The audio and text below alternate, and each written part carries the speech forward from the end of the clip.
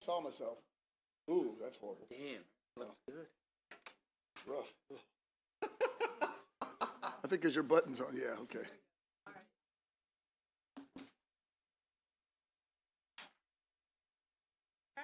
Good morning, colleagues. I believe we have a quorum, so we're going to go ahead and get started. Basically, we'll start with the briefing today from the Public Service Commission. Basically, an introduction, organizing the commission. Mr. Jason Stanek. And please introduce the individuals you also have testifying with you.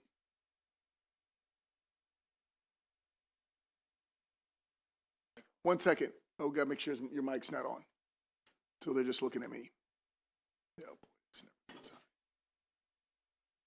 We're ready to go. There we go. There we go. Thank you. Good morning, Mr. Chairman, Mr. Vice Chairman, and members of the committee. Jason Stanek on behalf of the Maryland Public Service Commission. Special welcome to the freshmen as well as to the new members that have transferred to Economic Matters Committee. Over the course of this morning, we hope to provide you with better insight and information with respect to what our small but mighty agency does. Before I get started, I'd like to recognize my colleagues who constitute the commission, beginning with Commissioner Patrice Bubar. Good morning. My name is Patrice, or Patty Bubar. I'm from Montgomery County, Maryland. I've lived in Montgomery County for over 40 years. I am an environmental engineer by training, and I spent a good portion of my career in the federal government at the U.S. Environmental Protection Agency, and then the Department of Energy, and then the Nuclear Regulatory Commission. And after I ended my federal career, I went and worked for Montgomery County, Maryland as the Deputy Director for the Environment Department. And then I have had the honor of being a commissioner at the Public Service Commission since May. So I really appreciate the opportunity to be here. Thank you. Commissioner Linton. Yeah, thank you, Mr. Chairman. Good morning to all of the members of the committee. My name is Obie Linton. I started at the Public Service Commission in 2008, working as the Director of the Office of Consumers and the Consumer Affairs,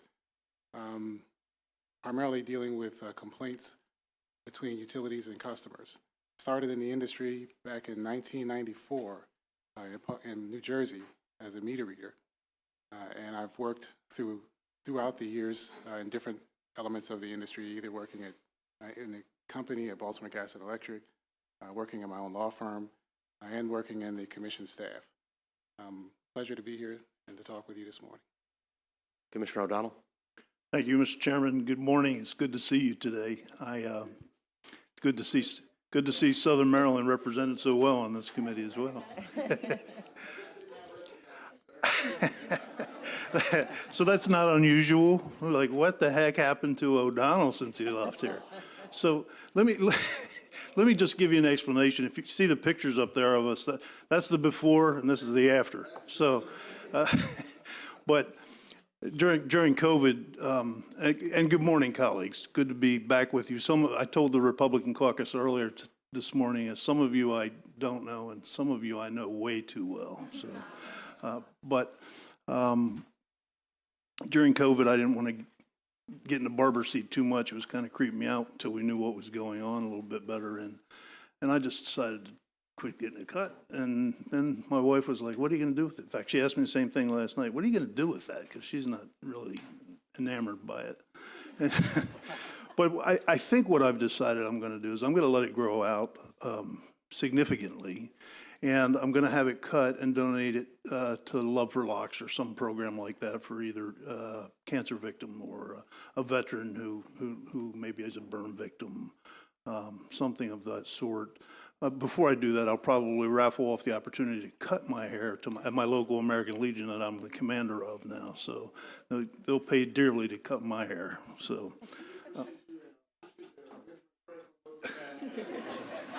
Yes, sir, Mr. Chairman. It's all about the Benjamins. Commissioner Richard.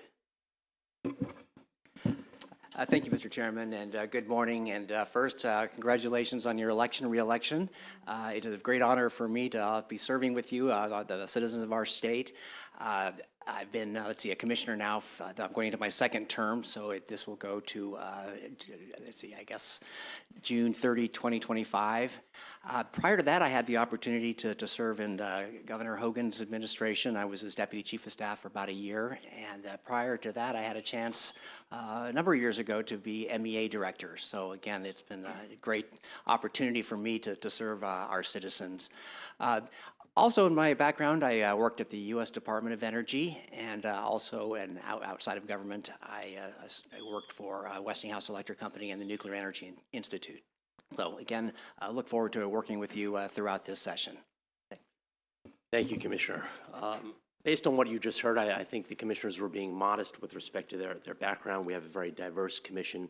We have over 125 years collectively at this table of energy and environment experience, many years of federal service at the DOE, the Nuclear Regulatory Commission, the Federal Energy Regulatory Commission, and the EPA. Several of us have worked for utilities. Several of us have been career civil servants. I know my colleagues are relatively modest, but Commissioner Richard serves on the board of OPSI, the organization of PJM states. PJM, as you know, covers 65 million citizens, the largest electric market in the world. Commissioner Linton is the chairman of the Consumers in the Public Interest, a national committee under the National Association of Utility Commissioners. Commissioner O'Donnell also is another chairman of nuclear waste disposal issues, obviously very, very important. Again, that's a national committee. And Commissioner Bubar sits on a committee that has jurisdiction over water issues nationally. We are independent commissioners appointed by the governor for a 5-year term. The 5-year terms are staggered with expirations occurring on June 30th of every year.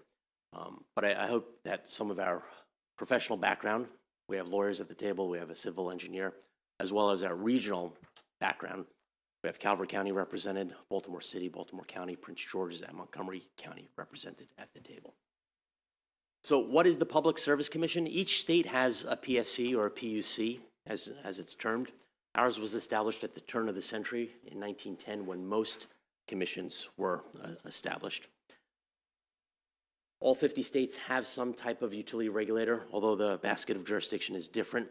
Some commissions regulate used car lots.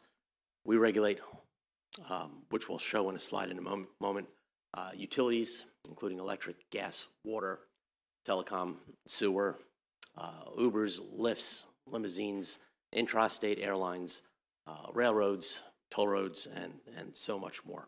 We are a quasi-judicial and quasi-legislative body. We hold trials, we hold hearings, and we hold other proceedings that we will get into in just a moment. First and foremost, we are an economic regulator, regulating the utility rates in all of your jurisdictions. In a few moments, we'll see a slide of the 19 electric and gas service territories that we rely upon. I would also argue that our background, even though it's over 110, 15 years old at this point, we are on the forefront, rivaling MDE and MEA in terms of being in the front seat with respect to climate change issues, energy and environment issues. CPCNs, as some of you know, we'll discuss in a bit, also come before the Commission. That's with respect to the Certificate of Public Convenience and Necessity. We review any new transmission lines that are built in the state. We also review the siting of generating resources, whether it be a large solar array, solar panels that we see a lot of on the Eastern Shore and on the Panhandle, Washington County, Frederick County, and points west, as well as any natural gas power plants that would be cited.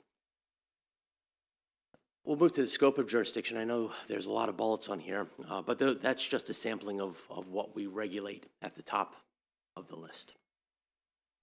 Taxi cabs, we have over 1,300 licensed taxi cabs in Baltimore City, although of course many people don't ride taxis anymore, they take Ubers and Lyfts. We regulate those as well. What we don't regulate is just as important. We don't regulate tow truck drivers or repo men. We don't regulate marijuana sales. I know that your committee will be working on that throughout this session. Cellular service, cable service, If you have a problem with your Comcast, please do not contact or have your constituents contact the PSC. And finally, while we regulate private water companies, we do not regulate municipal water and sewer companies. Our organic statute is the Public Utilities Article, and we also have extensive regulations in COMAR. So whenever changes that are made to the PUA or proposed, this commission pays very close attention, and I suspect we will be testifying on some bills later on this session. So high level by the numbers, we're a relatively small agency, 156 full-time employees split between PINs and contractuals. I would ask that you consider the size of our peers, the utility regulators to the north and to the south. The PSC equivalent in Pennsylvania has over 500 employees. The PSC equivalent in Virginia has nearly 700 employees. However, we have been getting the job done. It's been a little more difficult of late with additional mandates placed upon the commission without additional staffing.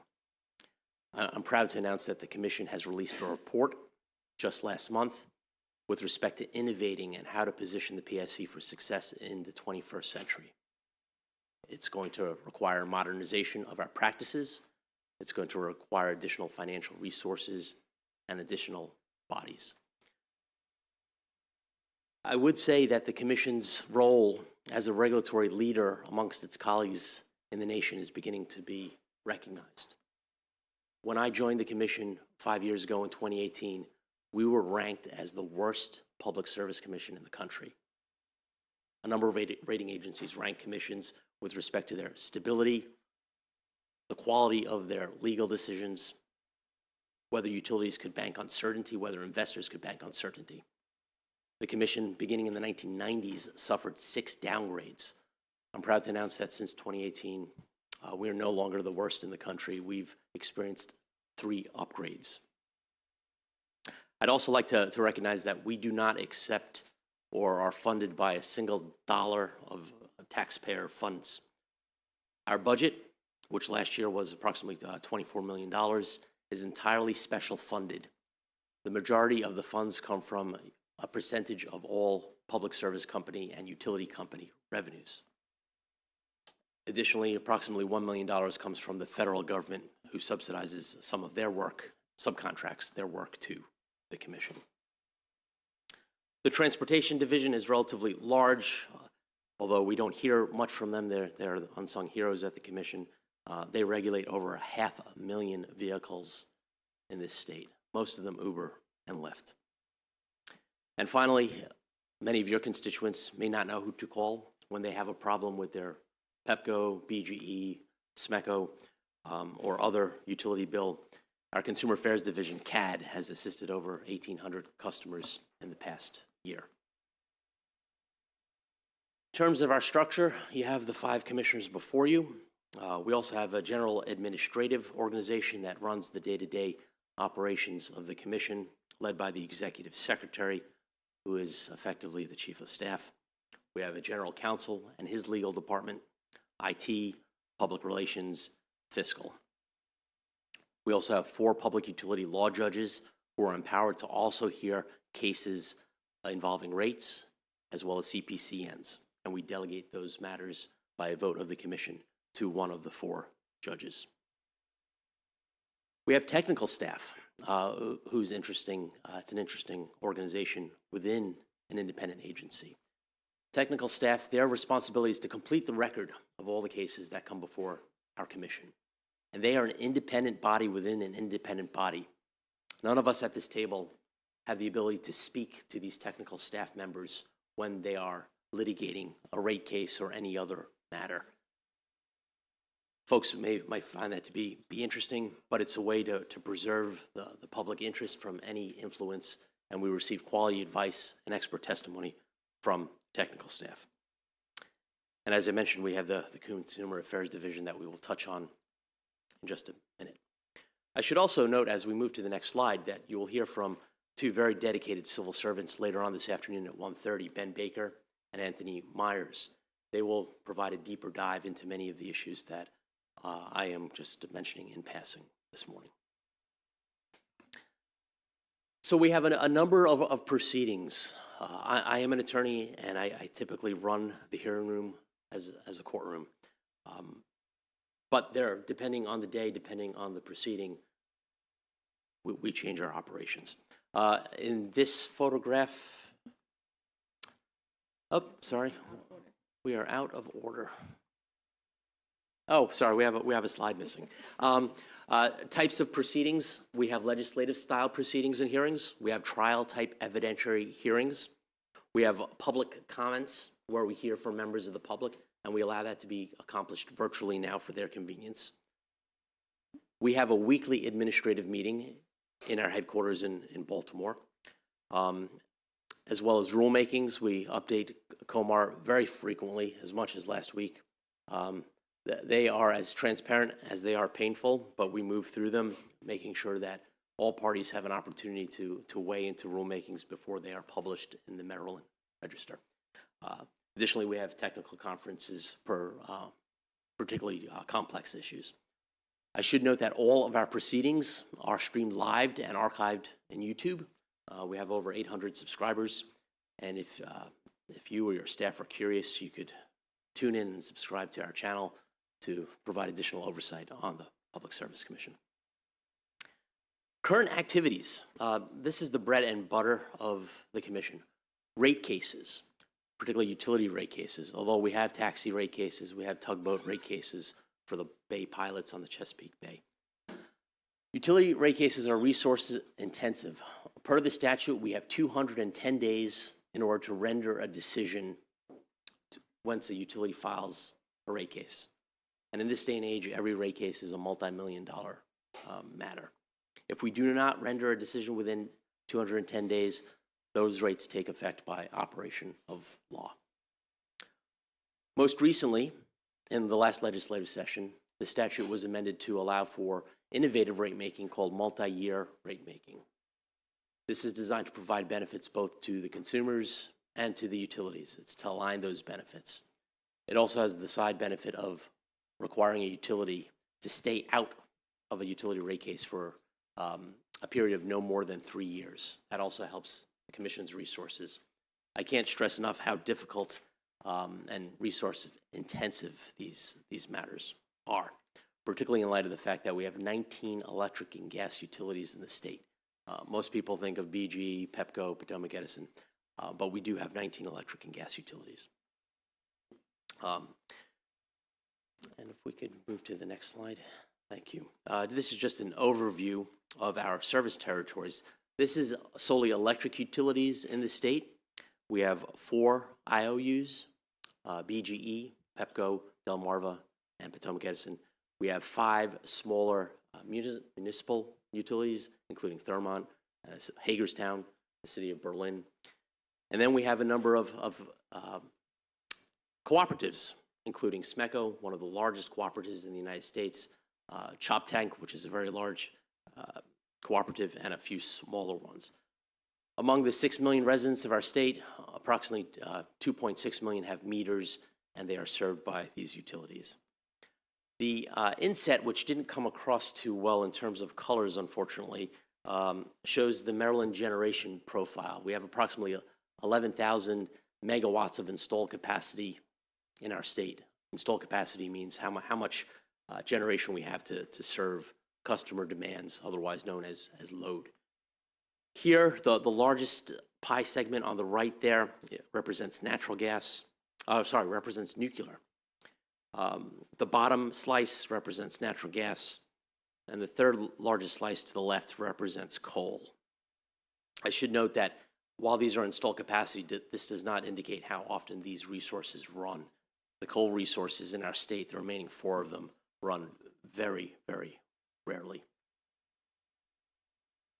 The next issue that we're examining is with respect to grid modernization.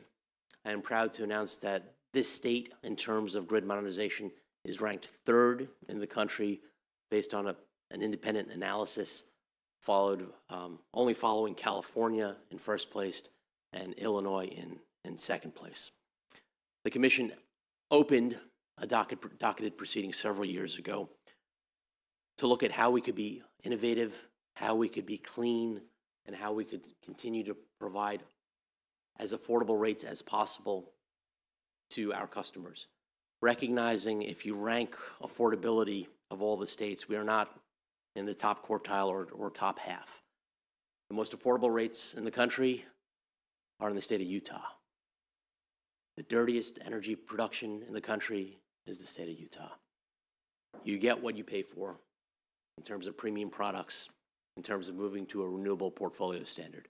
But I cannot emphasize enough the fact that Maryland is a net energy importer. We don't generate enough electricity in our state to satisfy the needs of our residents and our businesses. Upwards of 1/3 of our power is imported from our neighbors to the north, our neighbors to the south. And it's expensive to import power.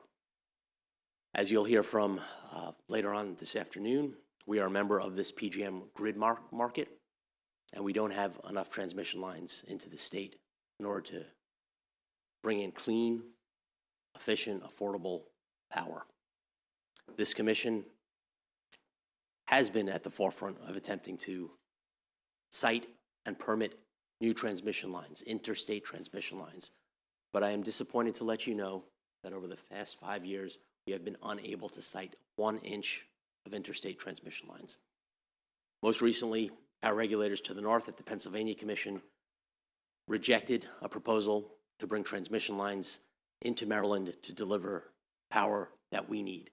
Power that the grid operator said, if we don't receive these transmission lines, we will have near-term reliability in near-term years. The Maryland Commission, just to be clear, voted yes to authorize the CPCN for construction of the lines. Our counterparts in Harrisburg voted no, and accordingly, the project has not been developed. At the bottom, you'll see some additional work groups that we've composed. Electric vehicles is near and dear to my heart. 3 of us on the commission drive electric and have for several years now. We've also been very supportive of our utilities developing public charging infrastructure. We've permitted them to allow over 1,000 plugs in the state. I know my two colleagues are taking advantage of the BGE plugs on Calvert Street, a few blocks from here. And that will allow Maryland to begin to see increased numbers and meet the goal of 300,000 vehicles on the road by 2025. In terms of the East Coast, we are leading per capita in terms of citizens per plug. I'm proud of that, but that is going to have to change quickly. When I bought my first electric vehicle in 2019, less than 0.2% of all vehicles on the road were electric. Now vehicle sales in Maryland are creeping up towards 6%. It's going to be doubling possibly every year. And if President Biden has anything to say about it, 50% of all vehicles for sale by 2030, 7 years from now, 50% will be electric. We do not have the plugs. Fortunately, federal funding with the IIJA and the IRA, which unlocks another $370 billion of federal funding, will allow us to build more of these chargers, to build them in places that we need to do road trips. The Panhandle, Washington County, Hagerstown has a ton of chargers. Kudos to that city. Eastern Shore, less robust. If you're attempting to get to Mako in August, you might have to wait in line for a little while because there's not many high-speed chargers once you go east of the bridge. That said, we have other portfolios that we're looking at, and we're keeping the utilities accountable because we were one of the few states that in the country that allow our utilities to own, operate, and rate base their EV public charging infrastructure. And what rate base means is allows them to put the cost of their investment in an account where they will receive a return on equity. I can tell you they're losing money right now on the chargers that Commissioner Linton and Commissioner Richard are using. I believe they're charging up at 17 cents per kWh, and we regulate those rates. But not enough people are using the chargers now, so the utilities are losing a ton of money on the chargers at this point in time. How do they make that up? They will make that up through a subsidy paid by ratepayers in the future. Interconnection of renewables is very important. Solar panels, solar arrays are being developed. We see them before this commission every week. seemingly. There's problems, though, and delays in interconnections at the local level and at the grid market level. I sit as a co-chair on a federal panel that we're trying to resolve some of these interconnection complaints. The situation has gotten so bad that in PJM, they've effectively put a 2-year moratorium on the review of new interconnection applications until they could sort things out and move forward. So energy storage is a big deal. Energy storage is the key that unlocks clean energy. We will need more batteries, more particularly lithium-ion batteries sited in this state if we are to capture and harness the power of renewable energy, charge during the day and discharge at other periods of time. Currently, we have, per legislative statute, we have an energy storage pilot where we're currently developing 8 large batteries, 2 in Pepco, 2 in Potomac Edison, 2 in BGE, and 2 in Delmarva.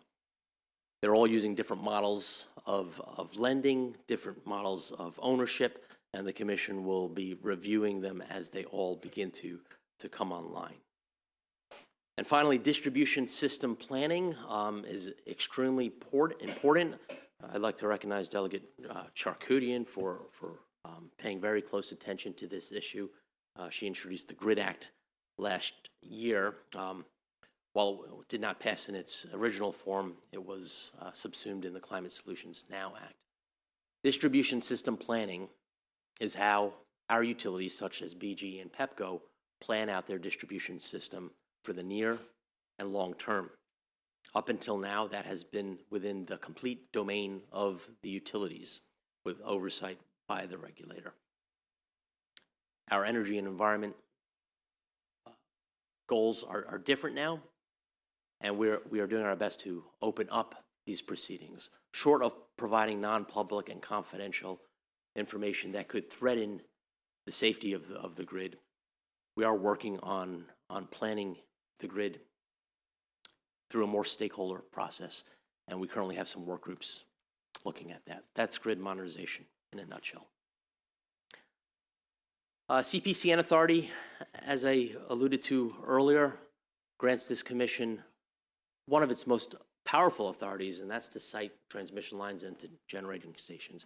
Nobody wants a generating station in their backyard. Nobody wants a transmission line, 69 kV and higher, in their backyard. And we are well aware of such NIMBY concerns.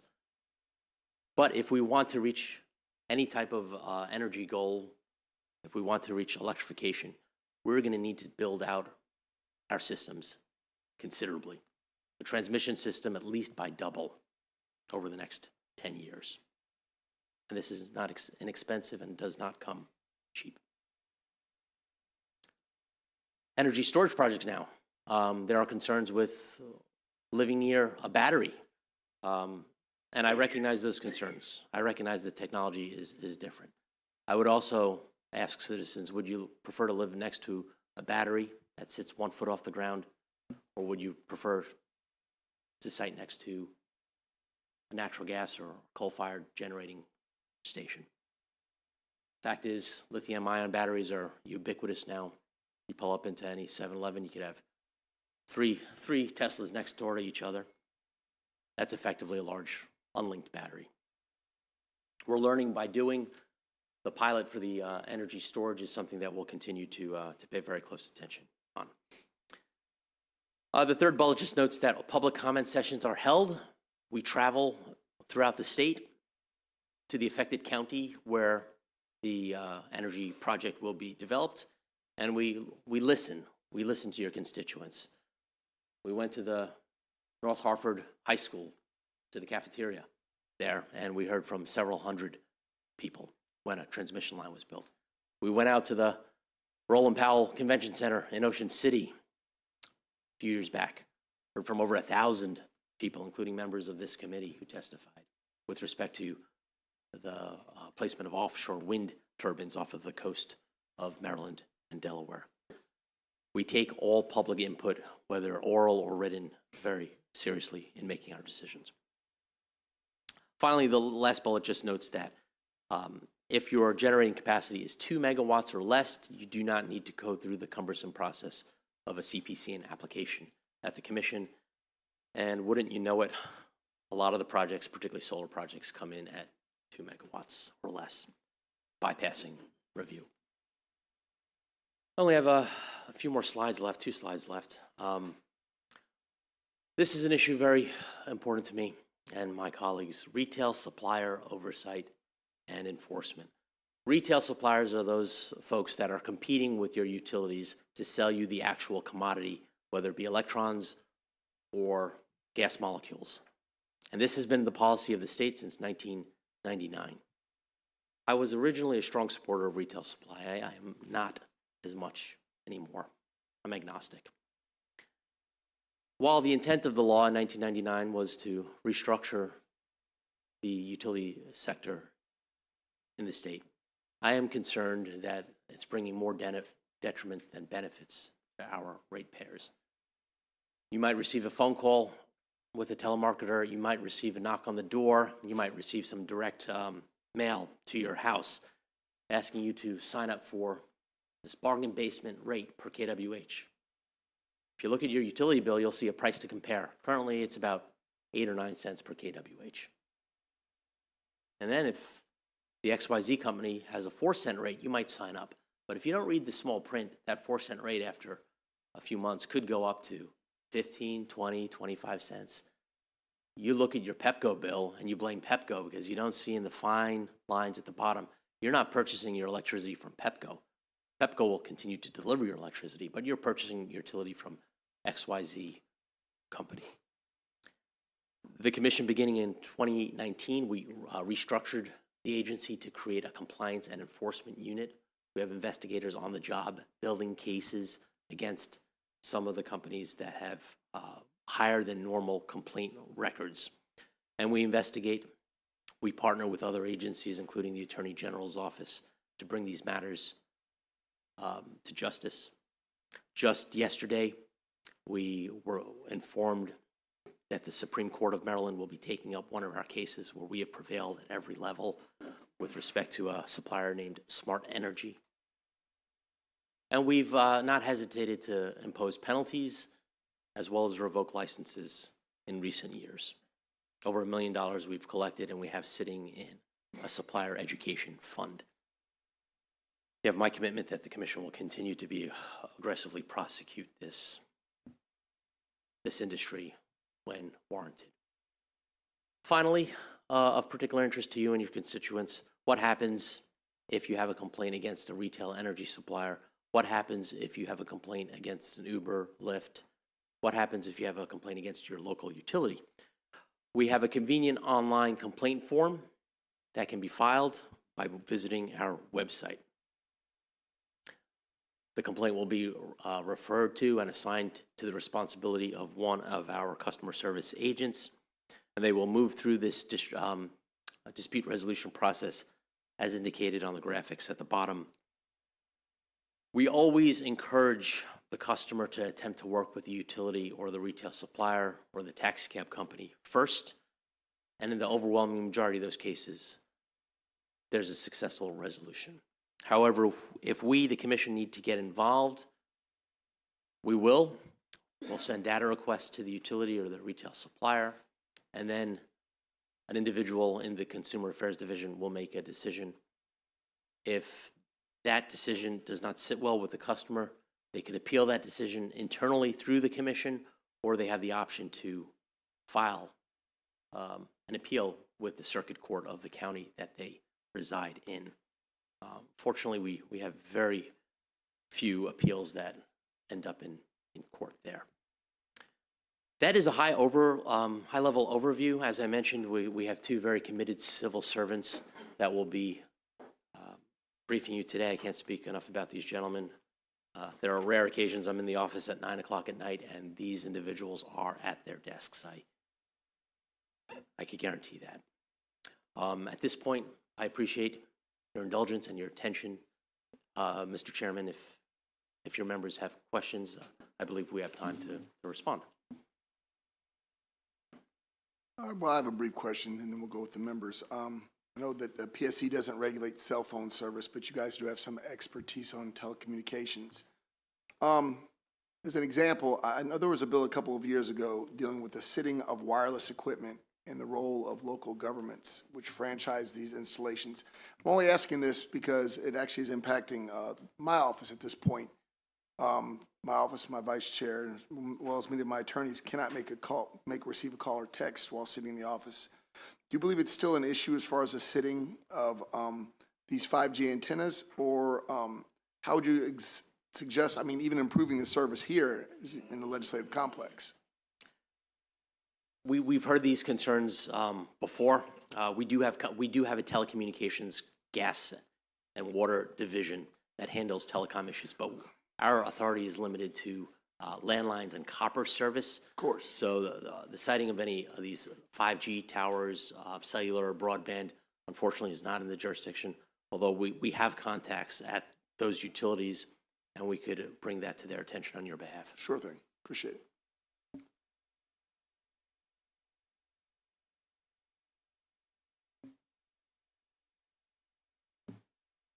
Mr. Aaron's? Thank you, Mr. Chair. Mr. Stanek, I two quick questions here. One, you alluded that if we had more transmission lines, we would be able to have more renewable energy. Is that what you said? Yes. Can you tell me where we'd get that from? Well, the transmission system is the largest machine in the world. Electrons, we do not control where they flow. They flow on the path of least resistance. So it is possible that an electron generated from a wind turbine in Kansas will make its way to your coffee pot at your home. Okay, to that point, who is producing enough to give us, or who's producing more than 100% of the energy, clean energy they currently use? There are particular regions in the country that at times, on particular hours of particular days, are producing 100% renewable energy. Mostly that's in the southern part of the Midwest, the Southwest Power Pool, the central part of the country. Very wind heavy. Perhaps they don't have the demand, so they will ship that excess renewable energy out of state into the PJM market. I guess one of the things I've always had a problem with our portfolio and what it costs us to go out of state to get this stuff, no one is producing over 100% on a regular basis. You may get an instance where they are. That's but we are correct. robbing other states of their renewable energy to provide us with our quote-unquote goals. And I find that kind of hard to believe that we're pushing for that and that would actually solve an issue. We are paying handsomely for renewable energy credits. I know this is an issue that Commissioner O'Donnell has made a point to raise from out of state in order for our utilities to satisfy their Maryland renewable portfolio standard goals. So you are correct there, and I suspect Commissioner O'Donnell has a thought. I do. It's frustrating, but I had a long briefing, Mr. Chairman, and members about the dormant commerce clause of the United States Constitution and why we couldn't stop that as a state. And it was a tough pill to swallow. We do have a carve-out for solar, as you know, but I wanted to give you another example, Delegate Ahrens, of what the chairman may have been talking about, at least in part. And that is the offshore wind projects that you passed in statute, that we have authorized, that are currently being considered. The transmission lines that need to support that offshore wind, whether you're in favor of it or against it, is essential, and yet we're not sure how we're going to do it yet. We're not sure how it's going to interconnect into PJM. We're not sure what the feds are going to say. We're not sure what FERC's going to say. We're not sure what the NEPA process is going to say. But the transmission that needs to come in and how cost allocation works through the various states is going to be tremendously important into realizing that renewable energy resource that the legislature passed into law and the governor signed.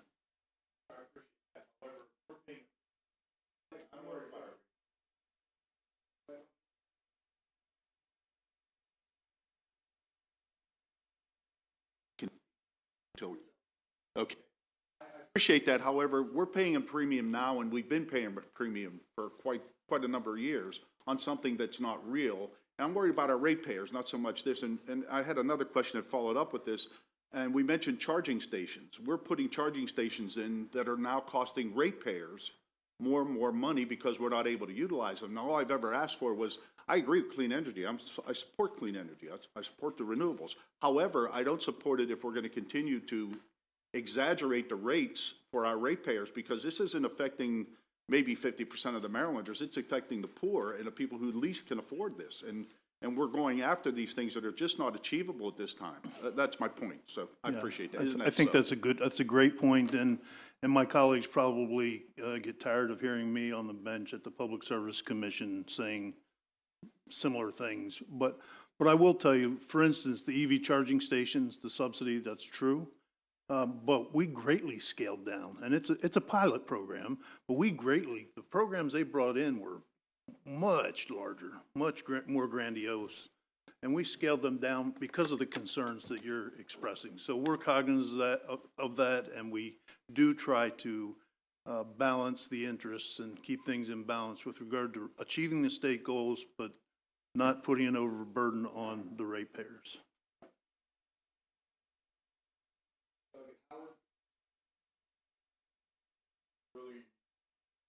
A net.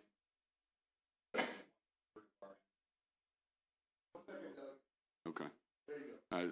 So earlier you stated that Maryland is a net importer of energy. Nearly 1/3 of our energy comes from our neighbors in the north and neighbors of the south. Who exactly did you mean?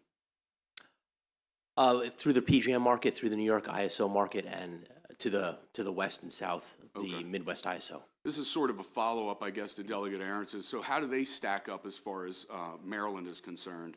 Because, we always hear that Maryland is the leader.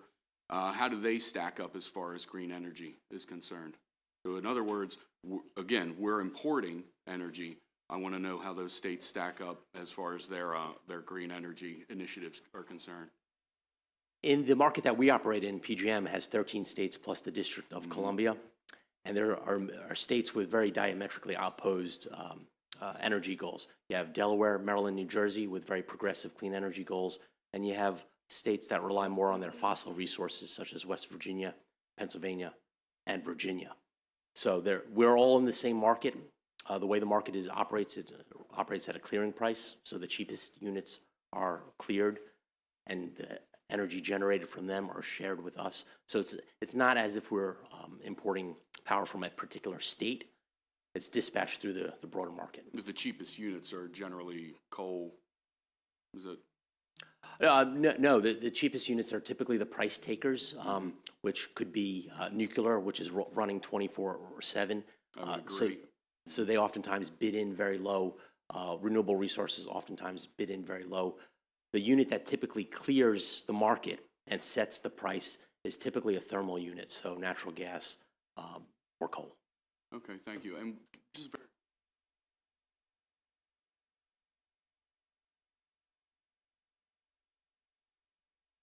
9% will be over 65.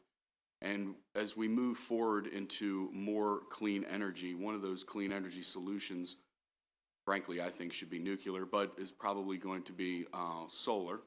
What are your thoughts on a solar panel recycling program, none of which I don't think we have? I think Delegate Crosby and I worked a little bit last year on some initiatives there, but would that be something that the PSC would regulate, or? That is a really difficult question, but it is one that we look at when we site solar arrays. At the end of the life cycle, whether it be 25 or 30 years of these solar panels, there needs to be a commitment in terms of decommissioning, removing the groundwork, removing the cables, removing the panels. What we see at this point is that the market has not sufficiently developed. There are a few manufacturers in the West that will recycle some of these panels, but similar to electric vehicle batteries right now, once these batteries start getting removed from the cars, we don't have to scale the system in place. Hopefully in 5, 10, 15 years, as these solar arrays are beginning to retire, we'll have recycling programs in place. We will need to. Thank you. If we get time, Mr. Chairman, I'd like to talk about nuclear, but I'll hold it in abeyance. Chairman Stanek, I just want to be clear. I know that we worked on the climate change bill last year, and we did include not only the decommissioning, but the recycling of the solar panels, correct? Yes. And that's something that will be coming, obviously, within your purview to guide us at this point while we don't have anything. The goal is, in a very short term, to have a plan for decommissioning all of our solar panels and batteries, correct? That is correct, and we are working with our partners at the Power Plant Research Program within Department of Natural Resources. They review these applications as well for environmental sustainability. So hopefully in the near term, we will have some solution here. But it's At least a direction to go on, because obviously at this point, we haven't moved forward, but the goal was, to my understanding, to get us pointed in the proper direction and to get to where it becomes affordable and to scale in order to do, correct? yes. Thank you. I believe Mr. Wyville is next. Thank you, Mr. Chairman.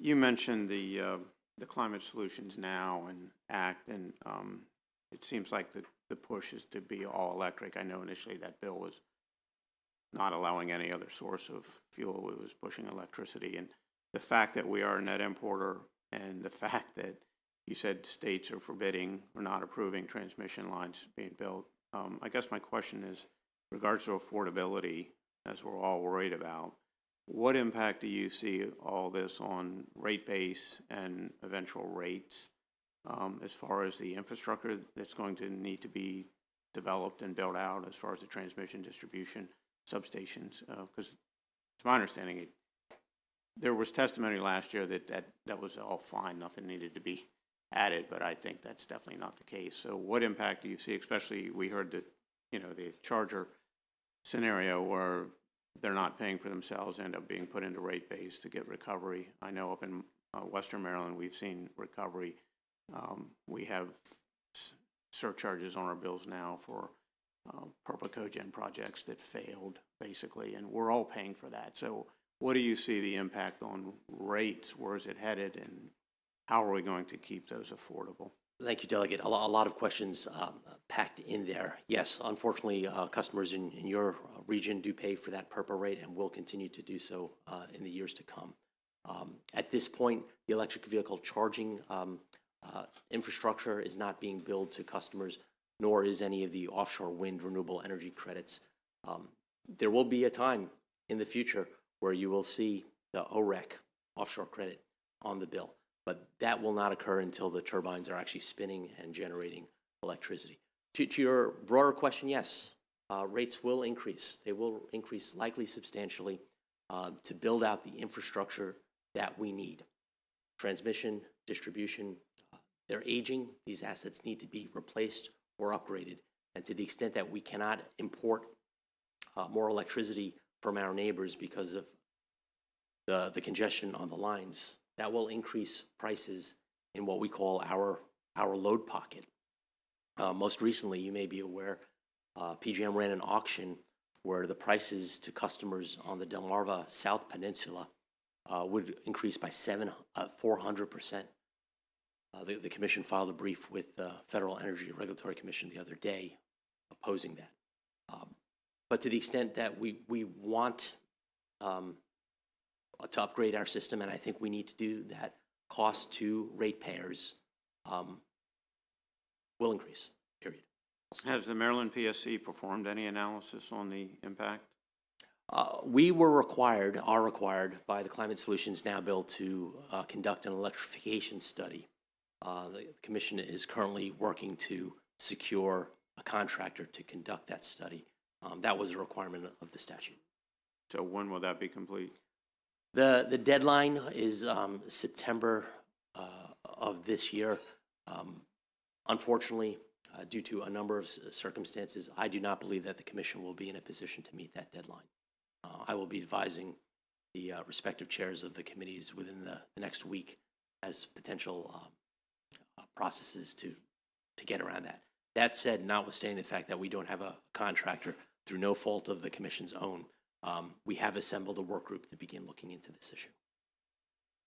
Okay. So given the fact that Maryland's a net importer, do you have any comment on the fact that, and I asked this question last year in E&T, that, I mean, potentially you could refire the fossil fuel plants in West Virginia that have been closed to meet Maryland's needs. How does that on a regional basis accomplish any of this green energy objectives? Right. Starting up old retired fossil plants in West Virginia. To the extent that the generator owner does that, they would bid into the PJM market. So they wouldn't be in direct contract with Maryland to take that extra generating capacity. Obviously, the electrons are all fungible once they bid into the market and they receive a bid and offer. And then out of a control room in Pennsylvania, the generation is dispatched along transmission lines. So we wouldn't be requesting those units to serve Maryland ratepayers. I know you wouldn't be requesting them, but the market would dictate that. The market would dictate that if the price of these units. However, a lot of these retired units retired because they were what we call out of market or out of the money. They were too expensive to operate. So they would submit very high bids into the PJM market. And then when the auction clears, they don't get called because there are less expensive units operating. Okay, thank you. Next, we have Delegate Charkoudian. I would caution my colleagues here to just hold back on the follow-up questions because you have several other individuals that would like to ask questions as well. And we have a whole nother briefing to get through before lunch. So try and be as concise as you can with your questions. Thank you. Thank you, Mr. Chair. Oh, I got to pick one.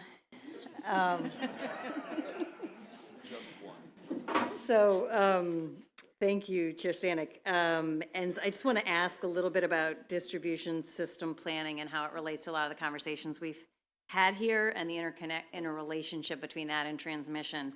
So I'm just going to highlight a couple things and then maybe if you could speak to them. One is I absolutely agree that we need transmission, but we actually need less transmission if we do distribution right, if we do demand response right, if we do energy efficiency right, if we do distributed energy right. It decreases the pressure on how much transmission we need. The concern, as you know, I've had and why I brought the GRID Act is because the distribution system is planned in such an opaque way that the incentive for utilities is to plan in a way that maximizes return to investors as opposed to planning in a way that meets the state's climate goals, which is what my bill required. I'm concerned that even the steps that the commission has taken, including the docket that you had on the use of federal money, didn't go far enough in pushing the utilities to be transparent and be transparent about the use of federal money being the primary way that they can upgrade the distribution system without costing ratepayers any money. And I think you had an initial docket. I was disappointed in the findings. The Chair Barnes and Chair Wilson wrote a letter. I think you had a second hearing, and there's been some progress on that. But I both want to take the opportunity to encourage you to push further on that, but also ask you to speak to really how you see your current distribution planning process pushing as hard as we can on the system and in a way that decreases ratepayer costs by maximizing federal money and decreases the pressure on the transmission system because we're doing more within what our distribution system and distributed energy can offer. Thank you, Delegate. I think you managed to squeeze in 3 questions there. I'll try to answer them all. You are correct. To the extent that we make improvements and upgrades to the distribution system, the transmission system go hand in hand. So it could either delay or at least push back some of the enhancements we need for the transition system. Of course, the IIJA funding and the IRA funding, actually over $1.3 trillion of funding is a once-in-a-lifetime opportunity. Many of those dollars have been earmarked for the distribution grid, the transmission grid, EV charging, and so many other areas that they're supporting with this funding. We have required all of our utilities to file monthly transparency reports with the Commission with respect to what projects that they are looking into. We do recognize that most of the bills that affected us last year had a requirement that the Commission, as well as MEA, work with utilities to ensure that we're not leaving any money on the table. And then additionally, starting last month, the Commission has been holding public hearings, and we'll have more hearings to come to explain how the federal funding opportunities work in Maryland's, specifically with respect to the energy and utility sector. We need more transparency in the planning process because these are assets that the utilities are committing to for 20, 30, 40 years in length.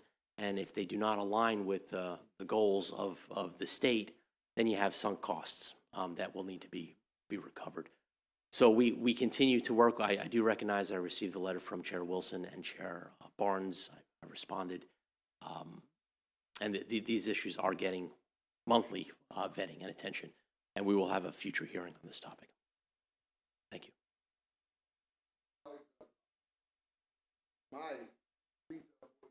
In large compound questions. And I want you guys to understand that everything we're talking about is important. Your question is important, and I do look forward to having Chairman Stanek and his people back up when there are bills that concern them. Letters are great, but your appearance is more than welcome to give my colleagues an opportunity with specificity on bills that within your bailiwick. So as you see the massive interest here, I do hope to see more of you than just letters, because this is what we're going to need, because we have to get through this today. Boafo? Yeah, thank you, Mr. Chair. I'll be quick and concise here.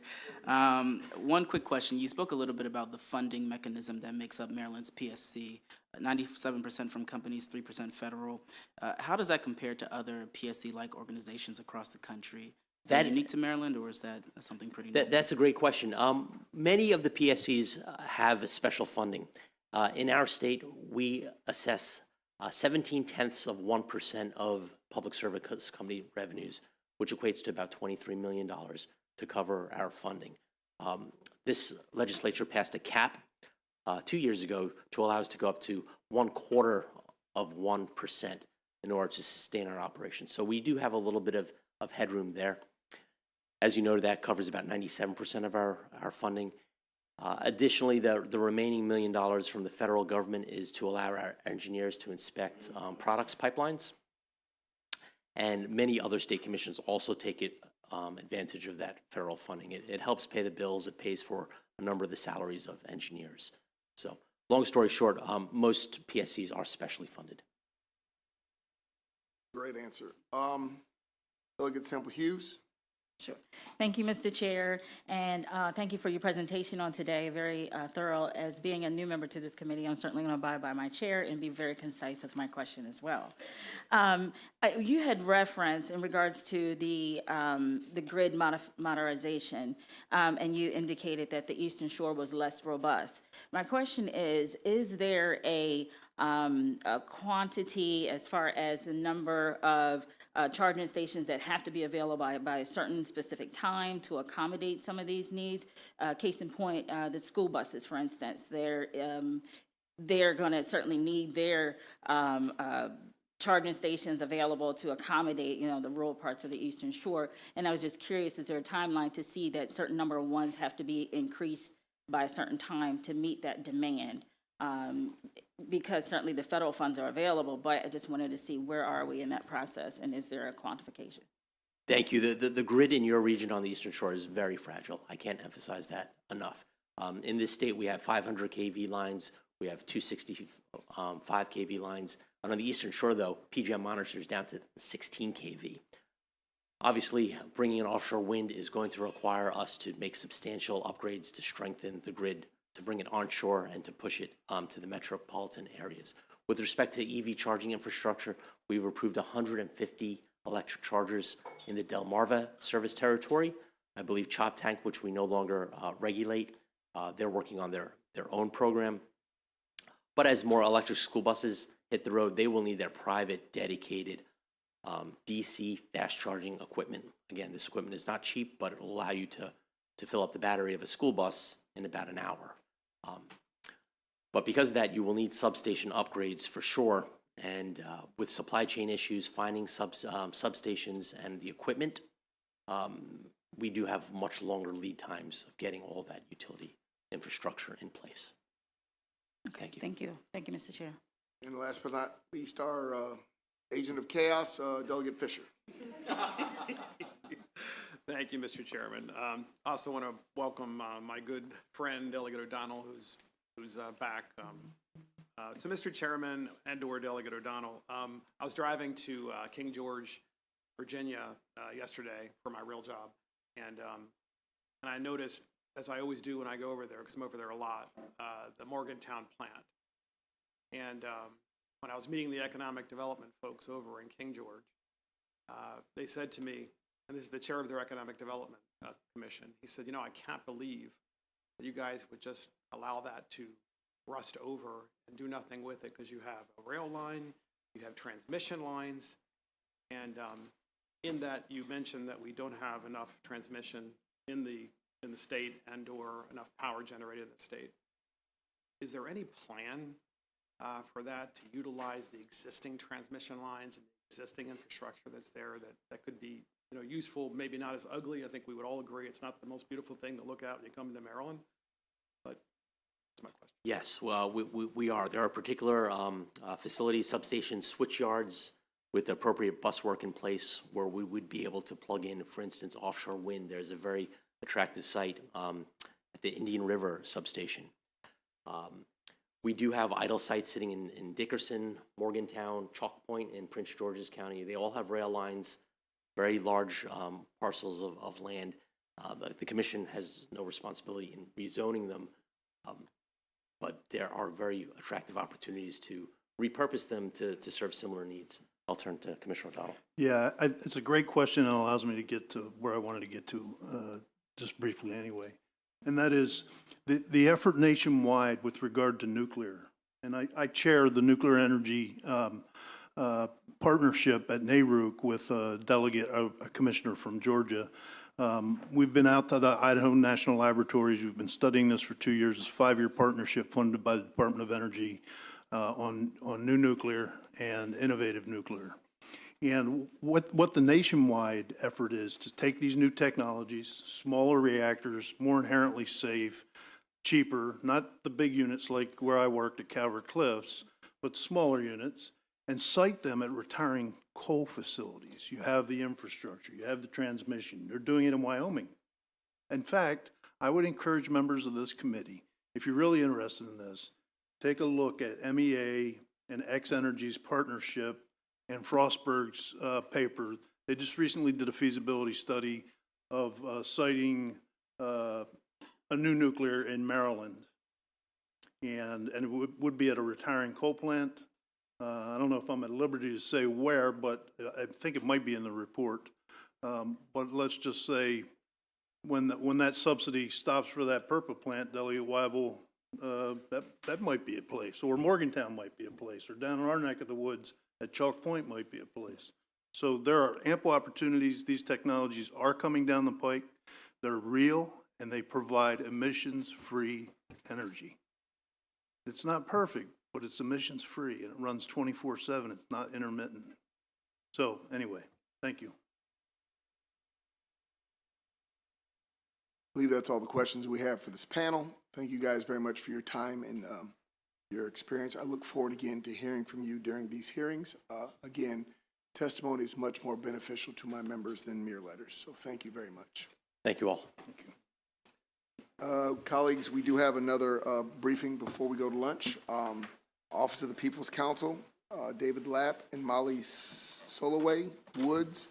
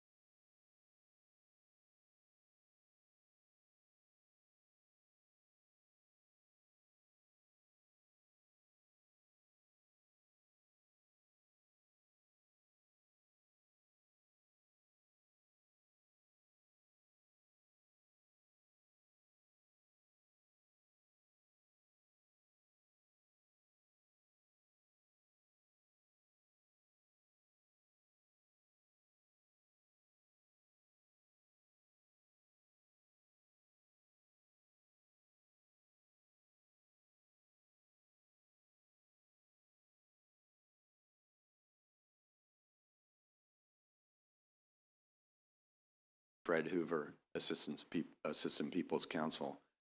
Really appreciate the opportunity to be here today.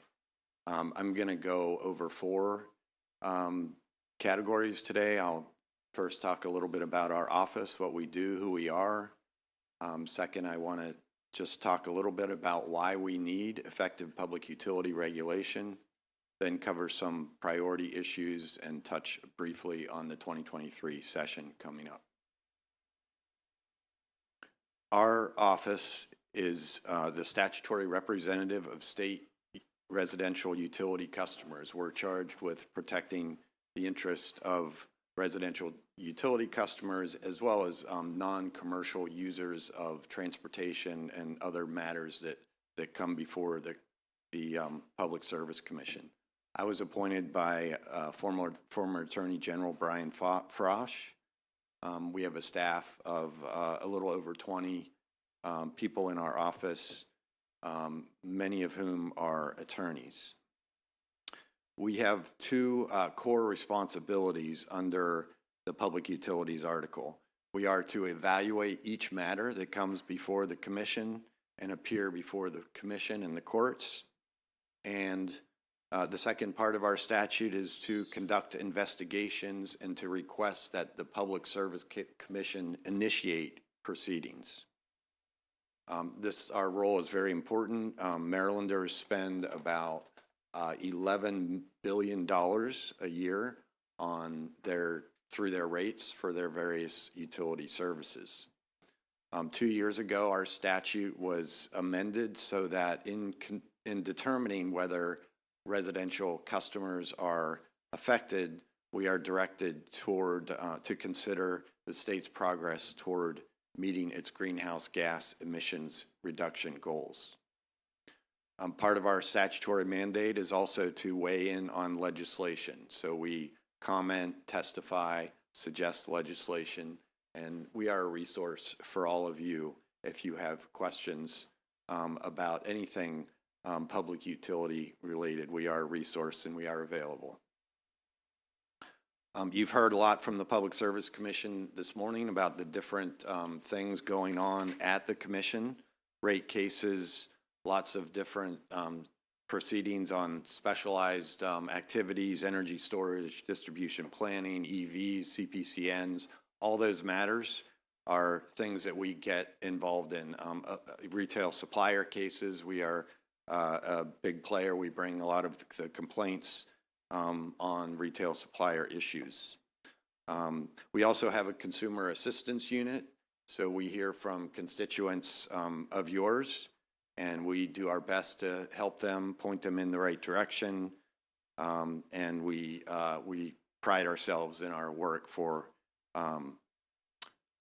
your constituents. We also have resources on our webpage. We also do federal work. For example, Chair Stanek mentioned the Delmarva Peninsula case. Last week, we filed at FERC, Federal Energy Regulatory Commission, on that case, which, if not corrected, would result in about $24 a month in additional charges for some customers on the Delmarva Peninsula. And so we're heavily involved in generation, transmission, PJM issues.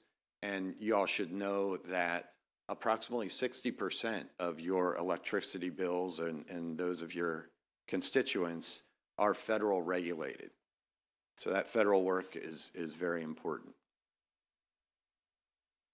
Turning now more to the substance, I hope that you can take 3 things away from the presentation that I'm making this morning. One is that why is it that public utilities need effective regulation? The second is why gas infrastructure spending is a key public policy concern. And the third is why lower income Marylanders need policy support in ways that do not increase utility rates. So the first is why we need effective public utility regulation. To state the obvious, utilities have state-granted monopolies. They are not subject to competition. Regulation substitutes in many ways for competition. Competitive forces do not constrain utility prices, and they do not induce performance. They do not induce motivation. Regulation has to provide that. The public interest, which is what the utility statutes require that the utilities operate in the public interest, that is not the same as the utility private interest. The job of regulation is to align those interests. So regulation serves many purposes. It optimizes performance, price, and innovation, ensures just and reasonable rates that aren't unduly discriminatory. It also must do the traditional consumer protection things, such as prevent deceptive marketing. And it has to promote the interests of customers and advance state policy. And one of the most important state policies to be advanced right now is transforming the energy sector to meet the state's climate objectives and to do that consistent with customer interests. I wanted to just highlight some areas of customer risk. These are issues that we deal with at OPC on a daily basis. One area is just inflated spending. And I'll get to this a little bit more, but the biggest concern of ours is inflated capital spending, assets, concrete pipes, wires that isn't necessary. We need those investments to take place, but we want to make sure that they're reasonable and they're the interests of customers. There's a lack of transparency and data sharing. Those are issues we confront all the time. They've been previously mentioned. And we want to make sure that the utility planning, long-term planning, is consistent with customer interest and the state interest, and not just to the private interest of the utilities. A second big category is utility diversification into competitive businesses. And these create risks for customers because when utilities enter into a competitive business, they can pass those costs on to utility customers. And it can also harm the market that you're in. And so we've talked, EVs have come up and they provide a great example. EV charging itself is a competitive business. You can charge your car with a Tesla, Electrify America, ChargePoint, EVgo. Those are competitive businesses. And if a utility is in the charging business, it's going to compete against those. The utility can do that based on ratepayer funding, while the private companies, they have to raise their own capital to build those charging stations. And so that inhibits competition, and it inhibits in the long term, especially innovation in those markets. So we want to, we address these issues on a daily basis again, and we want to identify what those markets are and keep the utilities to their core service of providing utility service.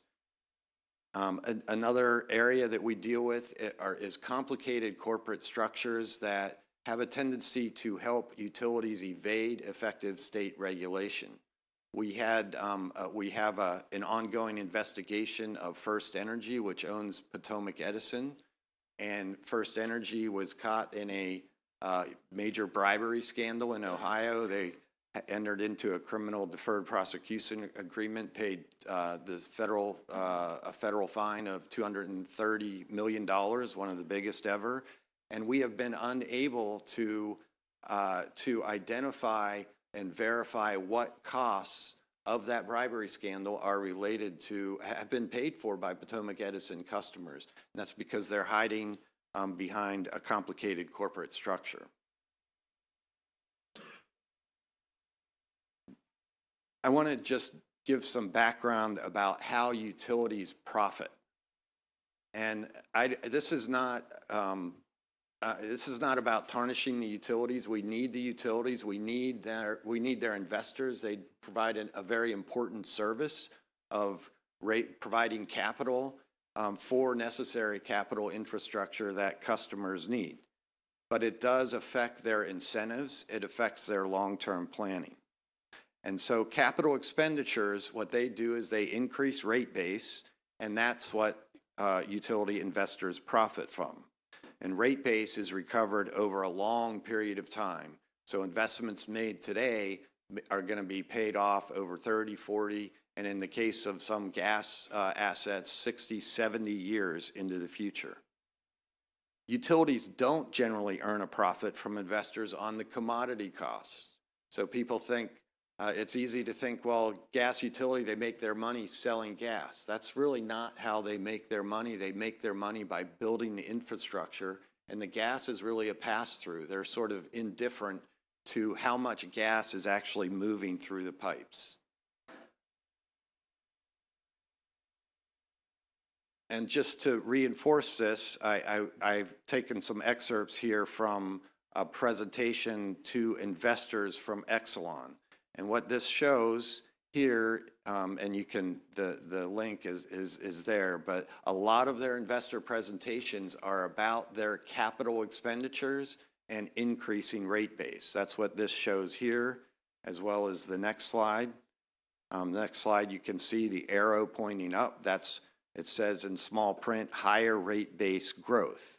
And at the bottom, you can see the categories: electric distribution, electric transmission, and gas delivery. So these are all infrastructure. They're not about kilowatt hours or therms being sold. The next slide shows BGE's capital expenditure forecast. This is from Exelon's, again, same presentation, very recent, from November. And on the right, you see the blue on the right shows the last three columns are 2023, 2024, and 2025. And the top part of that bar, I'll focus on that for the moment, is gas delivery. That's gas infrastructure spending, $475 million, 2023, $500 million in 2024 and 2025. So as the state of Maryland is looking to electrification to meet its climate goals and needs to move off fossil fuels to meet its climate objectives, BGE and Exelon, they are telling investors that they're going to increase their spending on capital infrastructure. And again, these costs are locked in for decades and decades into the future. BGE is not proposing, and none of the gas utilities are proposing, to slow down that spending. The next slide, this leads into the first priority issue, and that's the future of natural gas. And we have, in the fall of this past year, in October and November, we put out 2 reports that they're available on our website. And I would encourage folks to take a look at those. We're happy to provide copies, but they talk about, the first report is about utilities spending proposals going forward. And for example, it shows that BGE through the end of the decade plans to spend about $35 billion, I think is the number in the report, on gas infrastructure. And that the cost to that, to be clear, when we talk about capital expenditures, we're talking about essentially the principal. If you think about the mortgage on your home, the capital expenditure, the $500 million in BGE's slide, that is just the principal. Customers pay around 3.5 times that amount through rates over time to pay that off. So that $500 billion becomes over 500 million becomes over 1.5 billion. And the reason why we just took very conservative estimates in this first report and came up with, we did all the math in detail using very conservative estimates, and that's how we came up with the 125 billion. And we took it out to 2100 because that's how long many of these assets take to pay off through rate base. The second report looks at how what's going to happen as customers leave the gas system to electrify their homes by converting their furnaces to heat pumps and other electrification technologies, stoves, hot water heaters. This next slide is from the first report, and this shows on the far left, the date at the bottom is 2014, and a little bit over you get to 2022. And you can see in this chart that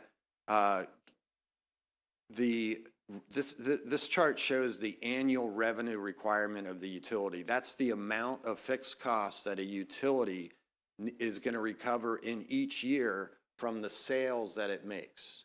So you can see it from 2022, 2023, it's rising, and it continues to rise significantly through 2044. This is the three largest gas utilities in Maryland combined: BGE, Washington Gas, and Columbia Gas of Maryland.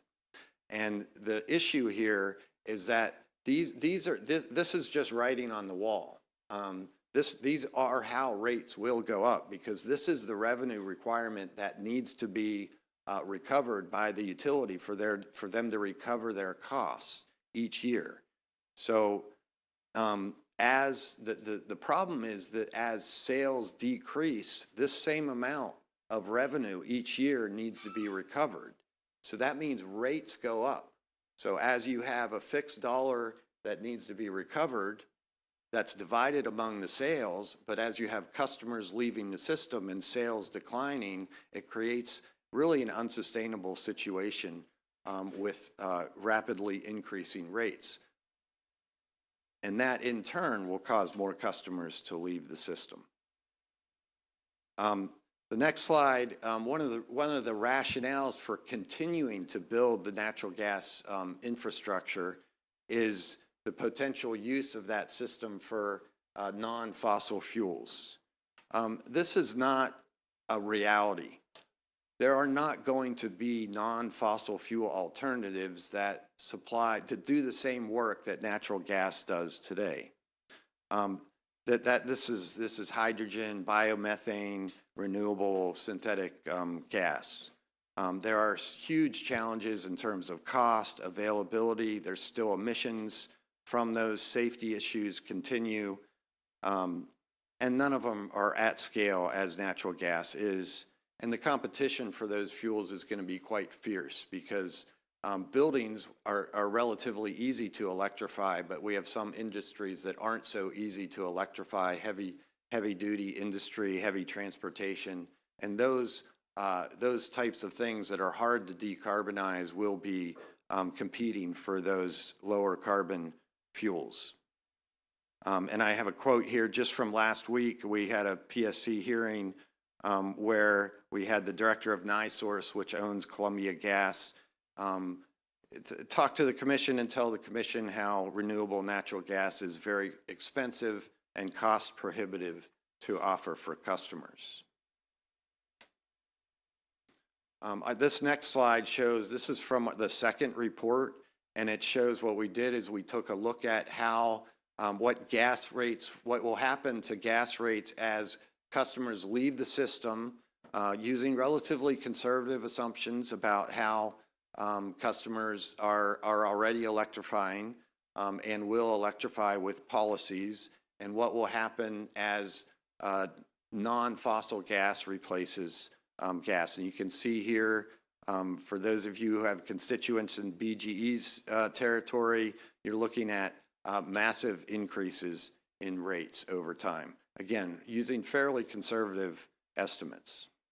I should say that even under BGE recently did a decarbonization study, and even under their study, they're talking about at least 60% drop in gas volume as the state moves to achieve its climate goals. So we think it's probably going to be higher than that, but that's BGE's own estimate. That's a lot less gas on which to recover all these costs.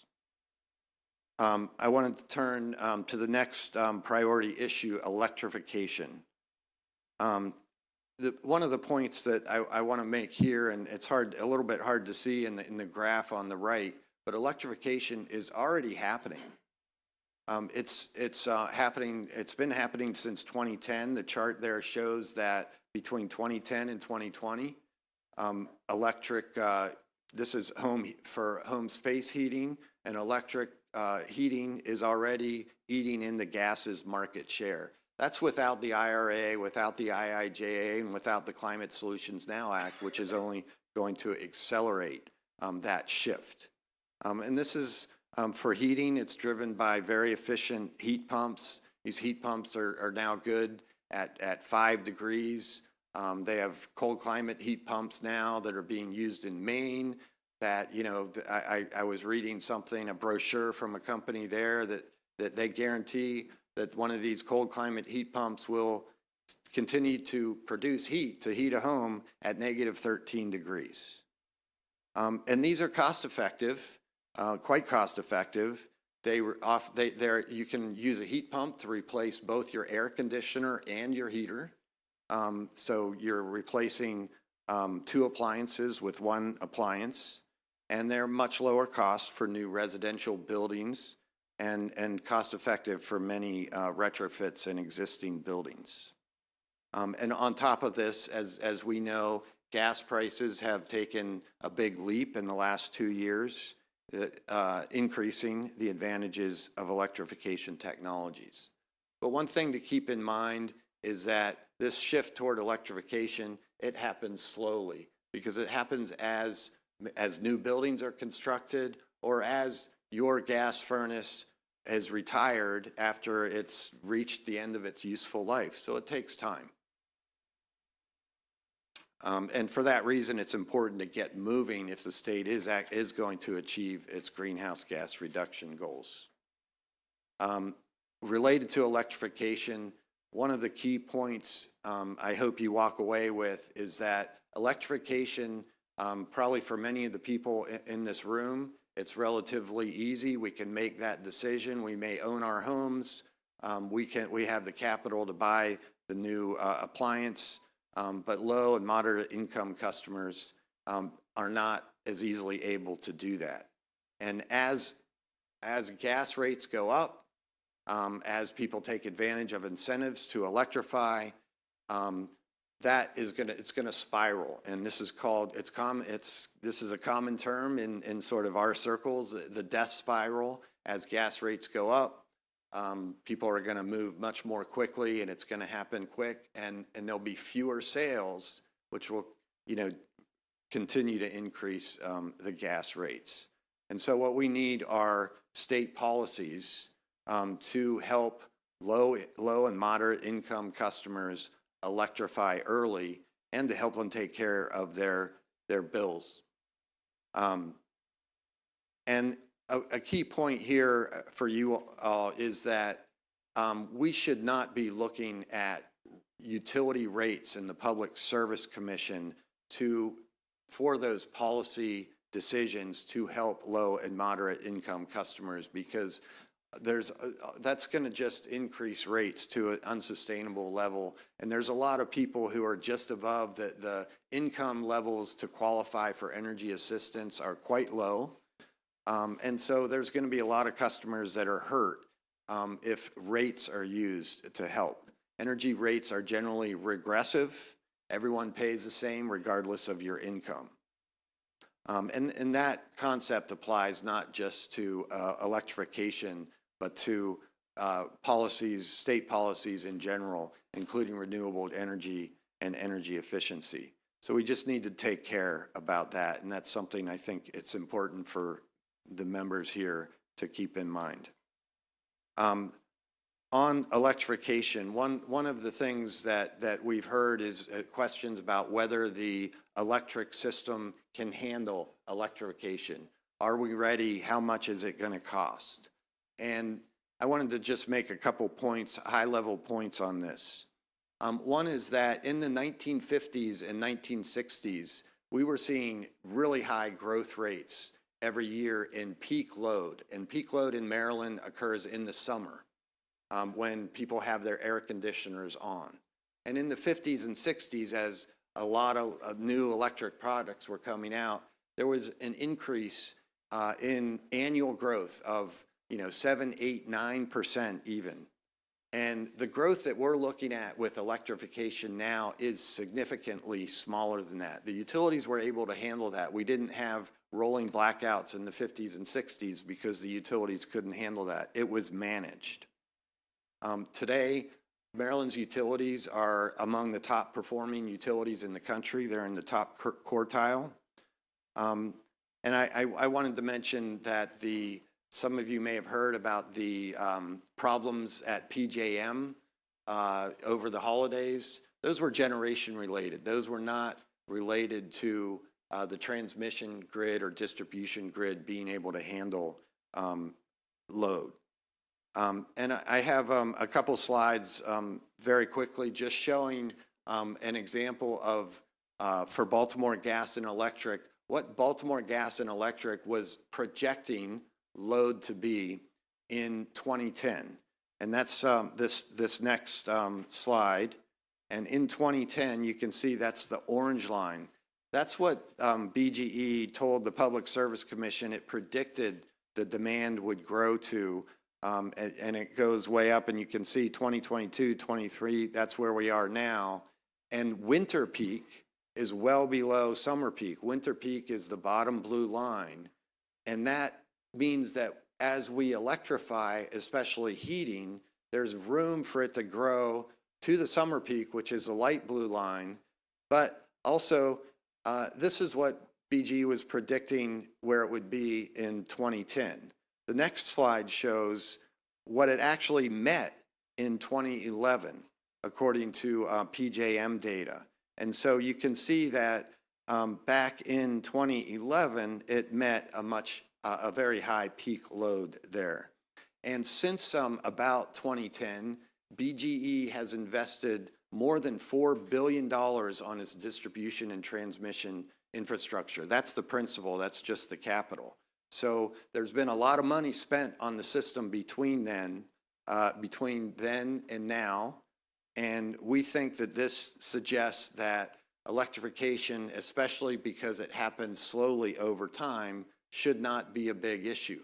This does not mean that there aren't particular local areas, and obviously there's ongoing spending to enhance, to maintain the distribution system, and there are going to need to be upgrades in different parts of the system, but this is system-wide, and it suggests there should not be a big problem. So just coming back to the three takeaways, public utilities need regulation. They need effective regulation because they're monopolies, and if left unchecked, they will pursue their private interest over the public interest. The second is that gas utility infrastructure spending raises huge questions, public policy questions, because gas customers and sales are declining, and that leaves in question who's going to pay all those legacy costs. Will there be stranded costs? The Wall Street Journal reported recently that nationwide, something in the neighborhood of $180 billion of stranded costs nationwide. Tens of billions of those could be in Maryland. The third point is that lower income Marylanders need financial support for electrification because of this risk of the death spiral. And it shouldn't all come through rates. I have one last slide, just a couple points about the 2023 session. Renewable energy is a big topic. Offshore wind, I know, I believe Delegate Charkoudian has a bill. Conceptually, we think that's a great idea. Some of that has alleviate some of the burden on customers. And we need to increase renewable energy in order to meet the state's climate goals. 50% by 2030 is not enough. All electric construction code, very important. This is a low-hanging fruit for electrification. And then we have different things that need to be accomplished through MPower.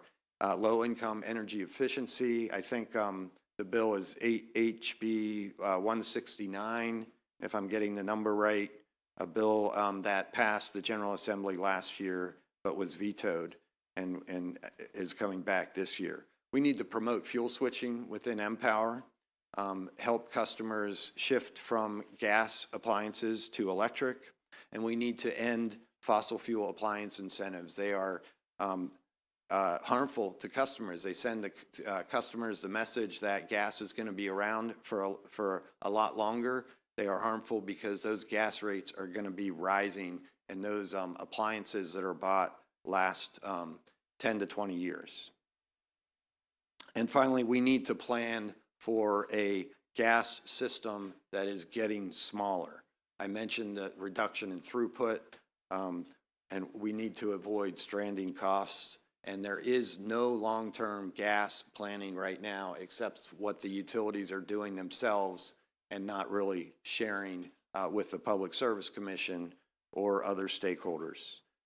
Several of these recommendations are in the recommendations of the Maryland Commission on Climate Change, and I would encourage you all to take a look at those. Thank you very much. I'd be happy to answer any questions. Thank you. I believe Delegate Adams was first, or and then Delegate Arentz. Go ahead. Thank you, Mr. Chair. And first question, at the outset, you said you were appointed by the Attorney General's office. So my colleague and I had a question. What's your connection between Office of People's Counsel and the AG's office, if there is a connection? Yeah, we are an independent state agency, so sort of like the Public Service Commission is appointed by the governor, but acts independently. We have no, we're not part of the AG's office. We don't report to the AG's office. We are an independent agency. Okay. Second question, Delegate Rose, a few years back in 2017, passed a bill related to a Washington County Commissioner's issue with Public Service Commission. And at the heart of the issue was making sure that the CPCN gives due consideration to the comprehensive plans for each county.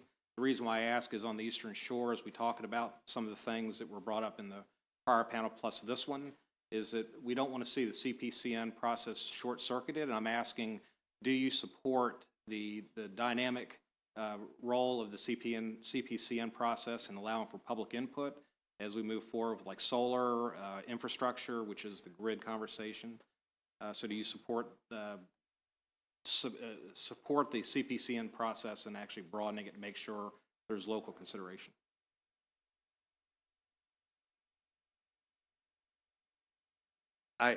We support the CPCN process as it exists in the law today. So there is the Public Service Commission. I would say there's some case law and Public Service Commission decisions on the CPCN, and we adhere to that. Well, I'll take that as a good answer to the question. The last one just comes briefly through the lens of gas infrastructure. So through those comments, you seem to be very sensitive to rate increases and how we're going to go through that. I'm just interested in whether or not you're concerned about reliability. Like your consumers, are they going to have reliable baseload energy when it matters most? Absolutely. We are concerned about reliability, and we are concerned generally about utility performance. So performance is part of the dynamic we're consistently looking at. We do have the Maryland utilities, the large investor-owned utilities are exceeding current reliability standards that were required by the General Assembly about 10 years ago, and they're among the top performers in the country. Now, every bit of reliability can cost money, so there is a balance that, you know, if we want to be guaranteed that our lights never go off as a guarantee, there's a cost that comes with that. So we're constantly trying to see what that balance is. Three very good questions, or answers to my questions. Thank you very much. Thank you. I'm cautioning my colleagues again to try to relax on the compound questions or multiple follow-up questions. Allow your other colleagues a chance to ask a question. Delegate Arentz. Hopefully be done before our next briefing. You know, I guess I beat a dead horse a little bit here, and I listened to your comments, and I appreciate them, but you mentioned something about halting natural gas Okay, and the reason we're going to halt natural gas is for clean energy, which we cannot produce enough of now. We're going to increase rates because when we halt that gas, it's going to increase the rate because they're going to still have to have infrastructure. We don't have the infrastructure for the electric, so we're going to raise our rates for that also. And then you suggest that how we're going to take care of low-income families, which none of this is helping a low-income person right now at all. The poor and the most adversely affected are getting hammered. And then you suggest also that that won't fall on the ratepayers. Somehow it'll fall on somebody else, which we'll call the taxpayers. So I wonder how all of this and rushing into this without a real plan and maybe slowing it down and gradually doing what we want to accomplish and have a clean environment and clean energy. Why are we pushing so hard to just completely obliterate the low-end users and how they're going to afford to pay for something that they can't possibly afford? Some excellent questions, Delegate.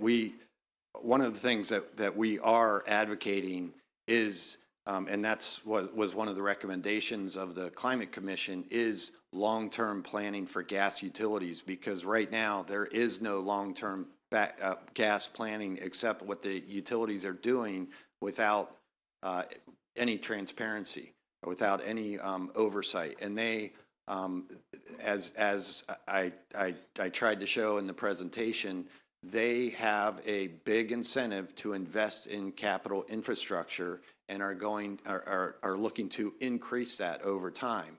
Now, to give an example of what's going on with Baltimore Gas and Electric. Baltimore Gas and Electric is replacing their entire system, delivery system that existed in 2013. They are they're about 30% of the way through that now. They have another until about 2043 to complete that.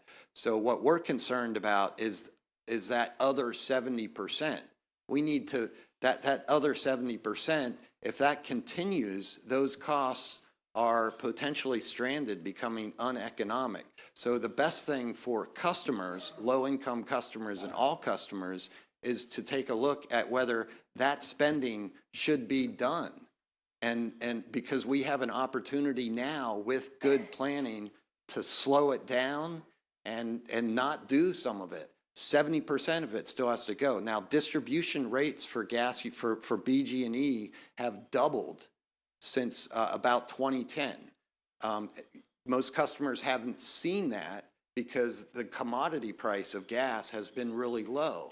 But that's masked the increase, doubling of gas delivery rates for BGE customers. I think I understand that, but I would think by what you're saying is we are pushing them out of business. The state, the regulations are pushing them out of this. We're moving them faster than they possibly can go because we're not even ready on the other side. As was indicated by the PSC earlier, we are going to have to pay more and more for our energy from states that do not produce anywhere near an excess of clean energy.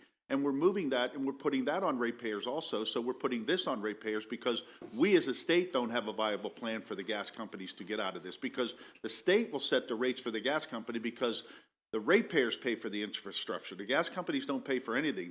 We sit down and set the profits for those utilities by our rate setting. So I'm only suggesting that people slow down and take a look at this and get some people with some forward thinking to sit down and say, who are we hammering the most? You're going to find people, and again, I could beat this to death, but those are my points. I would agree that we need to slow down. I think that is part of the point I'm making. We need to slow down on the infrastructure spending on the gas side because it does. The other side also. And I wanted, if I could, your earlier question, I just wanted to make a quick point about what's happening on the electric side, because there are a lot of technologies on the electric side that are advancing. There are a lot of distributed energy resources, microgrids. There's ways to get more out of the transmission lines through, I think, GETS, generation enhancing technologies, dynamic line ratings. There's ways to get more out of the system. And as customers leave the gas system and go to the electric system, the opposite dynamic is in play. As customers leave the gas system, rates go up because there are fewer sales. As they go to the electric system, rates are rate increases are mitigated as a result of greater kilowatt hour sales. So there's the opposite dynamic, which can be beneficial to electric customers. And thank you. And to be fair, I believe my colleague was pointing out that he believes part of your, of that matriculation away from gas is our fault. And he's concerned with the legislation pushing people out, obviously making it more expensive. I do understand your answer, but just for a point of clarity, I believe that was his point, was that it's partially we're rushing the situation as well. Next would be Delegate Charkoudian. Thank you, Mr. Chair. Thanks for the presentation, Mr. Lapp. I have lots of questions. I'll try to just do it as one. Right. Just one. So it's clear that we're in deep trouble with the amount of money that is going to be owed to the gas utilities, even for the infrastructure that's in place now. Like, that's what I sort of saw in your grids, in the charts that you had there. And so it's clear that at the very least, right now, today, as quickly as possible, we need to stop building new infrastructure, like stop, that's the all electrification, stop new hookups, right? So we don't dig that deeper. But it's also pretty clear that within the next 10 years, we're gonna be at a place where we will have stranded assets. And I'm just wondering if the conversation has started about what policy options we have at that point. I suspect that BG&E and their shareholders are gonna demand a return one way or the other. And so it's either gonna end up coming from ratepayers in some kind of way, or from the state, or from something else. And I just don't know if you can tell us what the conversations are, but I think we all need to be aware that not only do we need to stop digging the hole, but we are going to be facing this issue at some point soon and need to be having these conversations about what happens with those stranded assets and how do we protect ratepayers and, frankly, taxpayers for what's going to be there, even if we don't add another customer onto gas from this day forward. Well, no, I mean, the question is, are there policy out? What are the policy options to deal with the stranded assets is the question. Well, the conversation, unfortunately, is not going on, and that's partly what we're trying to do, is make that conversation happen. So, I mean, there are plenty of things that can happen immediately. Gas line extension policies for new customers should be revisited. We should be looking at replacing, say, gas when BGE does its STRIDE program, Operation Pipeline, they are replacing wholesale neighborhoods, all the gas pipes in a neighborhood. We should be considering whether that neighborhood should be electrified and that money used that way. Now, it's the question about the stranded costs that are likely to occur and what we can do about them is a challenging one, and it's in part a legal question, because once the utility moves those costs in the rate base, once it makes those capital expenditures, those are all approved by the Public Service Commission. And there are legal doctrines under which the commission in the future potentially could deny recovery. That doesn't happen very often. And that's the concern we have, is that either we'll have a Public Service Commission that doesn't even consider whether they should be denied, and also what does the law, how does the law apply to that situation? Because investors have expectations, and those are constitutionally protected expectations. And so there's a factual question there about, after they make those investments, they're in rate base, are they, there's questions about whether they're used and useful, and there are grounds upon which maybe they don't recover all those costs, but it gets very tricky. And that's why we think that the gas utilities are spending this money on infrastructure as fast as possible. BGE spent in 2022 about $78 million. That's the capital, that's the principal, on new customers. Washington Gas in the name over 50 million on new customers. And the question is, are those new customers going to be there? Often these decisions are made based on projections of of what's going to happen to gas sales 30, 40 years down the road. And the assumption at the Public Service Commission and all these proceedings is that there still will be gas sales as they occur today 30 years from now, which is improbable if the state is going to meet its climate objectives. Very much. I believe we have the last question from Delegate Weibel. Thank you, Mr. Chairman. I guess I'd have to admit that I'm totally confused by your testimony, because I thought it was the job of the Office of People's Counsel to protect ratepayers regardless of what source of energy was being generated, whether it was natural gas or electric, and you obviously have kind of slammed the natural gas industry in favor of electricity. And I think you're very naive to think that rates for electric will not go up if we're going to push this. And I'm wondering why you're pushing that sort of technology. I understand there's hydrogen fuel cells that are being developed and are available in combination with natural gas that produce zero emissions. So why would the Office of People's Counsel push one technology over another when both seem to have a benefit to our ratepayers in Maryland? And do you have the similar studies of what will happen to rates as far as electric rates when all this infrastructure is also required to be built out when we do all this electrification? Thank you very much for your question, Delegate. I want to clarify that I did not say that electric rates will not go up. As the Exelon presentation slide showed, Exelon wants BGE to spend a lot of money on distribution and transmission as well. And it's the job of the regulators, and we are a party to those proceedings, to make sure they're not investing more than they should be for that performance. I was just making the point that the opposite dynamic is in play there. I am not favoring electric over anything. I am concerned about climate change, but we have done our own analyses. The Maryland Commission on Climate Change has done analyses. They have their consultants study. All these studies show that in order to meet the state's climate goals, electrification is the path forward. It's the lowest cost option for Maryland households. So we are advocating for what is the lowest cost option. BGE's own study acknowledges that to meet the climate goals, that we need to move to a highly electrified energy sector. So that's not just the Office of People's Counsel.